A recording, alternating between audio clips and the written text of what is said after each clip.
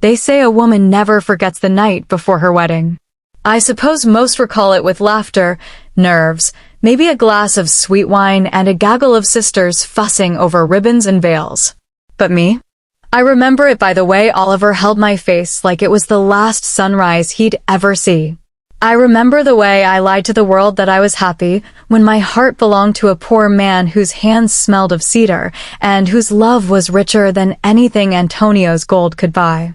Thanks for stopping by, and welcome back to our channel. If you like stories please hit the subscribe button for more infidelity stories like this. Thank you. Mama said it was a blessing I'd caught a man like Antonio.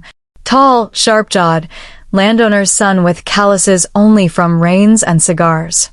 He'd asked for me after church one Sunday, and that was that. I was to be Mrs. Antonio Beckett. Our family would be lifted from our leaking roof and patched dresses, all for the price of my own joy. Better to be a man's wife than a girl's fool, Mama told me as she stitched the hem of my wedding gown. I watched the needle dance in and out, thinking how that dress wasn't made for love. It was sewn with sacrifice. I was 28. In our town, most girls married younger. I'd waited, hoping my parents would come around. Hoping they'd let me choose love over security. But hope don't keep food on the table or heat in the hearth. And Oliver. Lord Oliver. He was the blacksmith's nephew. Grew up with coal on his cheeks and fire in his soul. We used to meet behind the chapel when I was just a girl, all lace bonnets and flushed cheeks. I'd read poetry, he'd quote scripture with a grin, and somehow it all felt holy. When Antonio came calling, I told Oliver it was over. That I had no say. He didn't cry, just looked at me with those eyes that said he'd never stop waiting.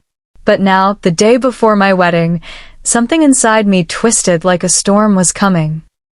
That afternoon, I found myself walking the dirt path behind the chapel again. Sunlight caught the dust in golden specks, and the trees whispered like they knew I shouldn't be there. I waited by the broken fence, heart rattling in my chest like a bird in a too-small cage. And then, there he was. Figured you might come, Oliver said, stepping from the trees like he'd been carved from the bark itself. He looked older. Or maybe just sadder. His shirt was rolled at the sleeves, arms streaked with soot and muscle. But his eyes, those stayed the same. I just needed to see you, I whispered. He nodded, said nothing, just walked close enough for me to smell the smoke on his skin. This your goodbye then? He asked. I swallowed. It's the night before, Oliver. After tomorrow, I can't. He stepped in, not touching, just standing close. So tonight's all we got? A silence fell. Heavy. Sacred. I looked up at him and said the truest thing I'd said in months. Then let's not waste it. Certainly. Here is. The sun was sinking low, casting long shadows across the fields, and yet I didn't move. Neither did Oliver. It was as if the whole world held its breath just for us, two souls caught in a sliver of borrowed time. He held out his hand. Come with me. I didn't ask where. I just placed my palm in his, feeling the roughness that had worked iron and wood and maybe once, me. He led me down a narrow path that twisted through tall pines behind the blacksmith's quarters. The earth smelled of pine needles and something green and ancient, like the trees were keeping secrets older than us both.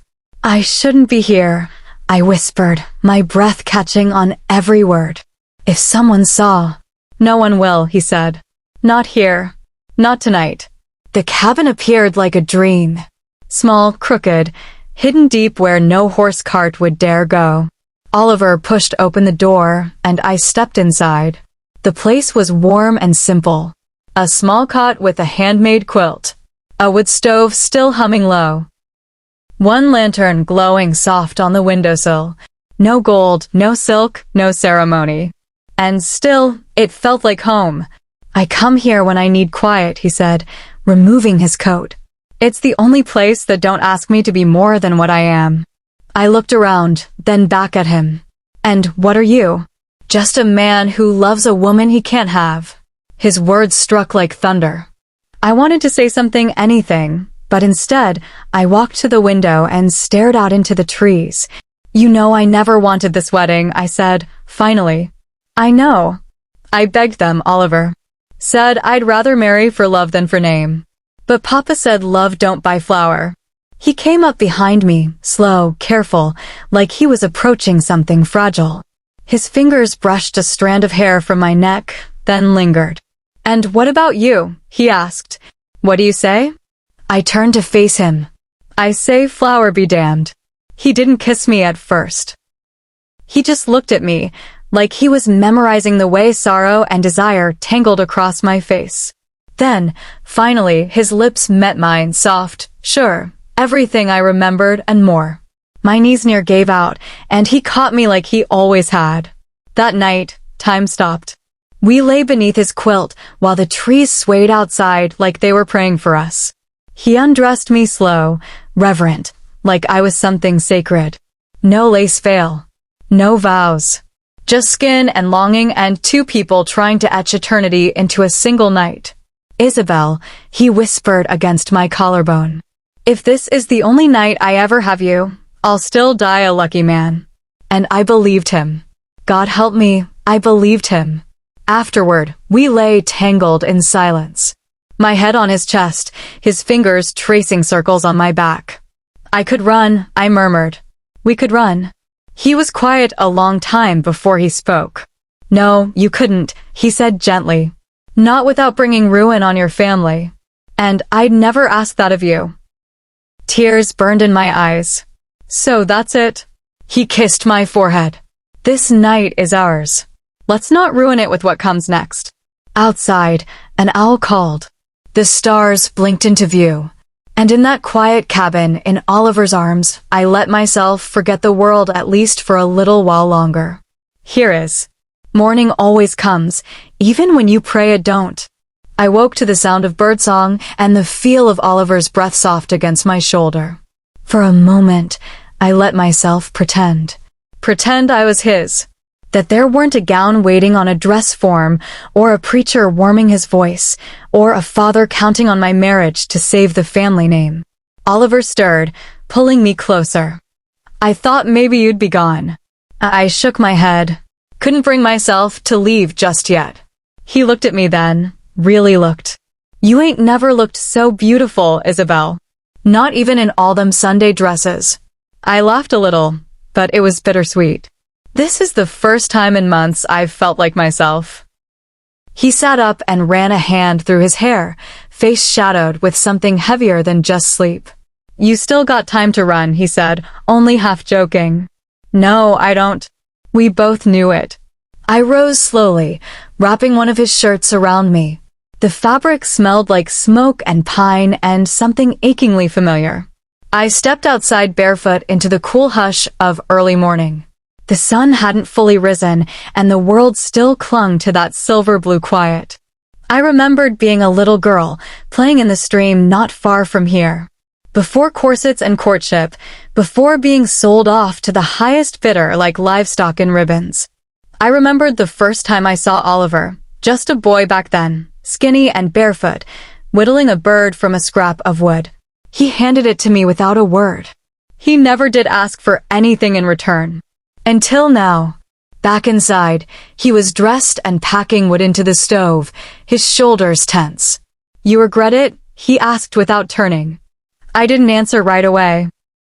I walked to him, wrapped my arms around his middle, and pressed my face into his back. No. I only regret not having more nights like it. He held my arms, just for a moment, then gently unwrapped them. You gotta go, he said, voice thick. I know. I dressed in silence. My hair was tangled, my lips still swollen from his kiss. I felt marked, branded by love, yet walking back into a life that didn't belong to me. He followed me out to the edge of the woods. We stopped by that same broken fence, where the world turned from wild to proper. I turned to face him one last time. If I'd been born rich, I said, would you have married me? He smiled sadly. I'd have married you if you were born a tree, long as I could build a home nearby. I laughed, tears slipping free before I could stop them. He reached out, brushed them away with his thumb. I'll love you, Isabel. Even when you wear his ring. Even when you forget this place. I'll never forget, I whispered. Never. He kissed me once more. A soft, final thing. Then he stepped back. I walked away without looking. If I turned, I wouldn't have made it back. My feet carried me like I was floating, heart heavy with everything I couldn't keep. By the time I reached the edge of town, the sun was up and the bells were ringing. A wedding day. My wedding day. Here is the final installment. The church smelled of lilies and wax. Every pew was packed. The whole town come out to witness what they thought was a love story, not a transaction. My mother fussed with my veil while whispering prayers, and my father stood tall in the back, chin high like he'd just sold the last of his burdens. I couldn't stop trembling.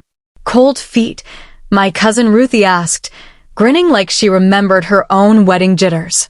I nodded. Even though it wasn't the cold, I was on fire inside. Still burning from the night in Oliver's cabin. From the feel of his skin. From the words we hadn't dared say in daylight. Outside, the bells rang again. Antonio waited at the altar like a man who knew he deserved everything handed to him. His hair slicked back, eyes clear, face calm like he was marrying a stranger, but expecting no less than loyalty. He looked at me as I came down the aisle, and I looked at everyone but him. My hands were wrapped around a bouquet, but I swore I could still feel Oliver's fingers. The preacher cleared his throat and began. There are moments in a woman's life when time stands still not because of love or joy, but because her soul is begging her to listen. And mine was screaming, "Say no." But I didn't. I let the words fall like stones from my mouth. I do. When he kissed me, I closed my eyes and saw trees instead of pews, firelight instead of stained glass, and lips not his that still lingered on my skin like some ghost I'd welcomed willingly. The reception was a blur of congratulations, glasses clinking, my mother crying proud tears, and Antonio holding my hand like I was a prize, not a person. I smiled like a good wife ought to. I laughed at jokes. I let them twirl me in that cursed white dress, knowing full well it had never been mine to wear. That night, in a new house, on new sheets, I lay beside a man who did not know me. Antonio fell asleep quick. He smelled like wine and tobacco and pride. I turned to face the wall. And that's when I let myself cry. Not the soft kind. The ugly, ragged kind. The kind that tastes like goodbye and salt and the last kiss you'll ever feel like it meant something. I reached under the pillow and found what I'd hidden there, a small wooden bird. Oliver had slipped it into my coat pocket before I left. Same as the one he carved me as a child. It fit in my palm like it belonged. I held it to my heart and closed my eyes. They say a woman never forgets the night before her wedding. But me? I never forgot what it cost to say, I do, when your soul already belongs to someone else. I lived the rest of my life in Antonio's house, bore his children, kept his name. But somewhere, deep in the woods, under the tall pines, there's a small cabin where the air still smells of smoke and pine, and a night where two hearts dared to beat free. And I go there still, if only in dreams. Have you heard or experienced similar stories? Please subscribe to our channel for more stories like this. See you in my next video.